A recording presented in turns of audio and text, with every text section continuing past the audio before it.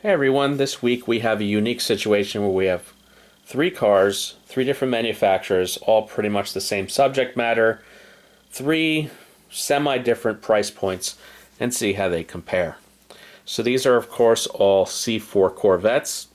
C4, that generation started in 1984. Remember, there was no such thing as an 83 Corvette. A little trivia for you, up to 1996, the C5 debuting in 1997.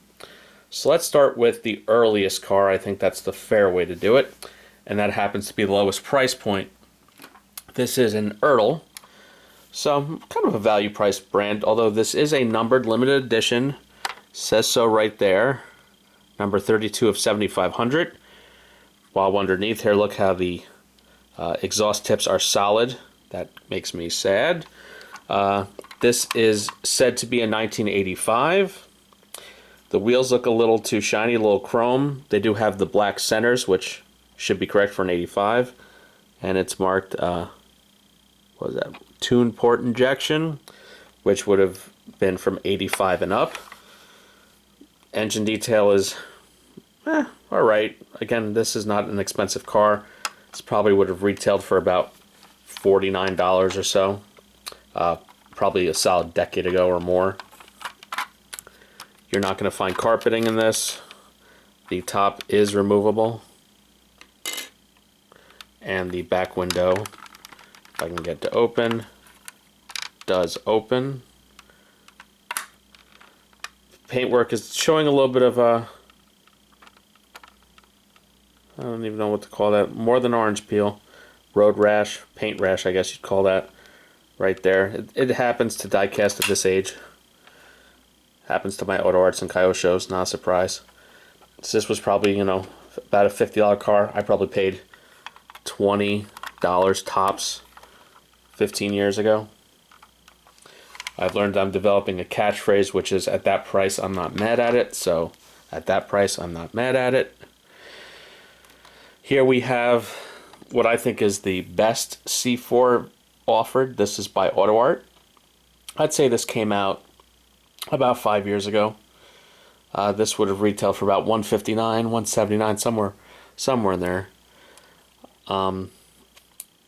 This is said to be, well, they don't really specify. I think it's an 86 or 87. The wheels no longer have the black center cap. The wheels look a little two-dimensional. I wish there was about a bit of a black paint wash so the lug nuts popped a little more. The finish, I think, is more accurate. It's semi-gloss silver instead of that chrome finish on the Ertl car.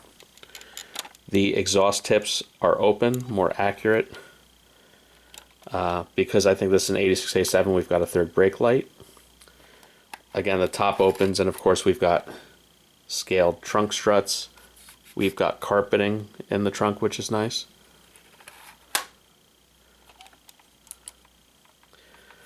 We've got carpeting in the interior, obviously.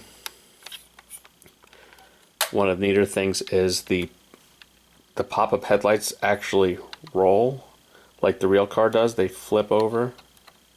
So that's really, really neat. Engine detail is superior to the Ertl. So that's very nice.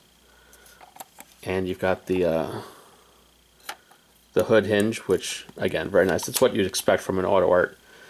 I paid about $100 for this. I think you'd still get it on Diecast wholesale models for $109, and it's very easy to get a 10% off coupon.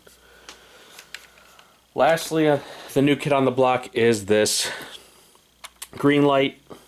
It's claimed to be new tooling. It's claimed to be a 1984, and annoyingly, it still says tune port injected, and it's got the wrong motor. 84 should have crossfire injection. It should say it right here.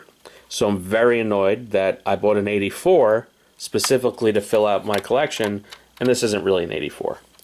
Very annoying. This retails for $70, 59 to $70, not acceptable. The painting of the black is kind of poorly done. The wheel finish, the wheels overall I think are better than the Ertl.